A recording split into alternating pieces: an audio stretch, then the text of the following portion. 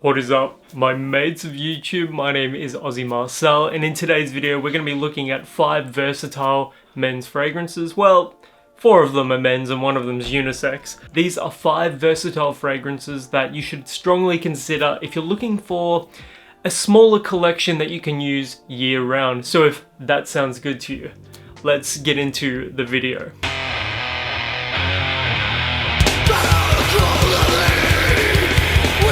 Starting with the cheapest and moving our way to the most expensive fragrance at the end, we have David Beckham's Classic Blue. What I love about Classic Blue, and I sprayed this on my hand earlier, is that this is like $12 Australian, and it's got this tropical vibe in the opening with some pineapple, and it's kind of aromatic with this violet note as well. And then as it dries down, it becomes more woody, and it will remind you quite heavily of sort of a Nautica style of fragrance. If you love Nautica Voyage, Nautica Blue Sail, Nautica Voyage Heritage, this is going to appeal to you greatly. It almost has a YSL vibe to it as well. And ever since I sprayed it, I can now taste it. What a lovely flavor. But in all seriousness though, this, for the money, is comparable to the Nautica scents. It's actually cheaper than a lot of the Nautica scents are here in Australia at the moment. So if you want to smell fantastic, if you want a fragrance that you can step up from a can of Lynx to, this is the fragrance for you. Next, at about the $40 Australian mark, we have Drakkar Noir by Guy Laroche. This fragrance is one of my personal favorite fragrances of all time. Yes, it is old school. Yes, it is very vintage smelling. But in all honesty, not a lot of people are wearing these style of fragrances anymore. And so you will get a lot of compliments for them simply from standing out from the crowd. Every time I smell this, it reminds me of my childhood, it reminds me of my father. And for that reason, this will probably always be like my favorite fragrance of all time, just because I've got so many beautiful memories associated with this scent. I mean, for the price, the performance that you're getting, the quality of the scent, this is just such an easy recommendation. But you could also like put in this place like YSL Kouros or Davidoff Cool Water, or even something like Lapidus Pour Homme, or any of those sort of like 1980s powerhouse fragrances. You can slot into this spot. But for this video and for the versatility, we're putting in Drakkar Noir. Highly recommend this one. And yes, these style of fragrances still get you compliments. Don't let the naysayers tell you any differently, because people love the way these ones smell. Next up, for about $80 on sale, you can find it cheaper on eBay, or perhaps if you go into a Myers or a David Jones, you'll be paying about $100 for it, but it does vary from venue to venue. Coach New York Platinum. This one is an eau de parfum. It actually performs quite a bit better than the OG Coach fragrance. You'll often find that the concentration of the alcohol and fragrance oil in the bottle will stain it over time. Kind of unique. Now, as for the fragrance,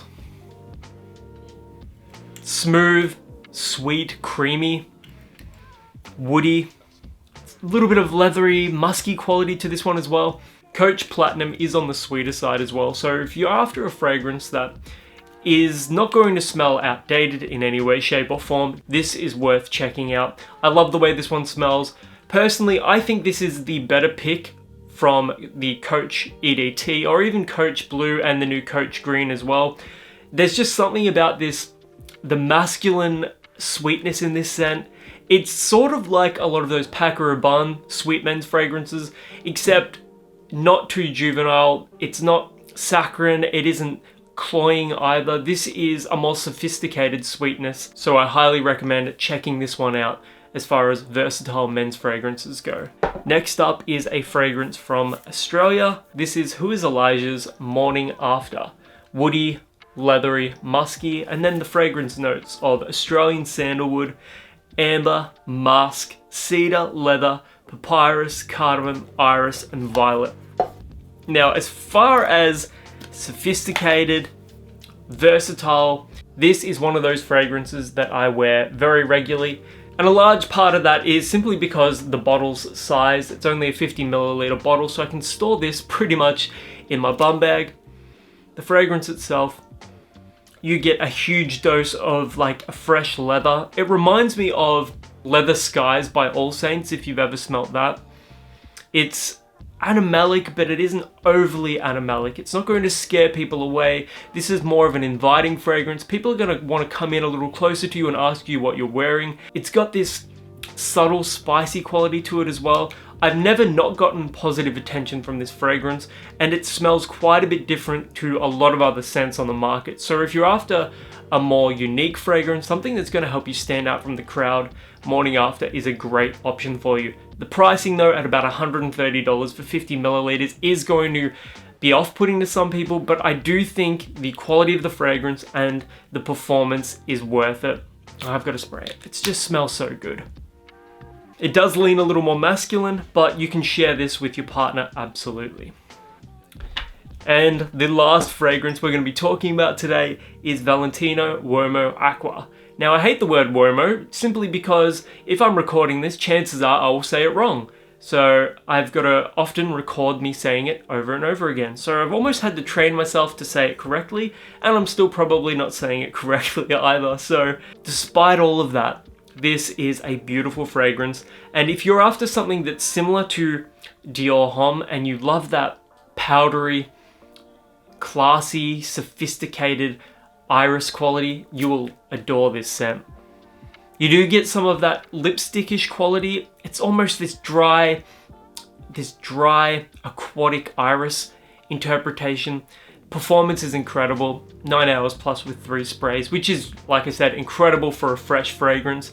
And something like this is going to appeal to absolutely everybody. I just don't understand how somebody could dislike the way this one smells.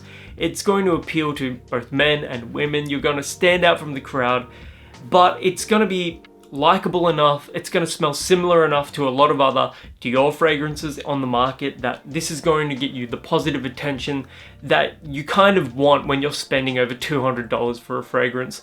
Aqua is more difficult to find than the other fragrances that I've mentioned today. Having said that though, what you do get for that money is something well worth checking out. This is going to get you the attention you want. It's going to give you the performance that you want. And it's going to make you feel damn good when you're wearing it. So if you've ever worn this one in particular, let me know in the comments below. I never see anybody talking about this, so I'm curious to see what other people think about it. What are your 5 most versatile fragrances? Let me know in the comments below. And until the next video, my name is Aussie Marcel, and I will catch you guys around.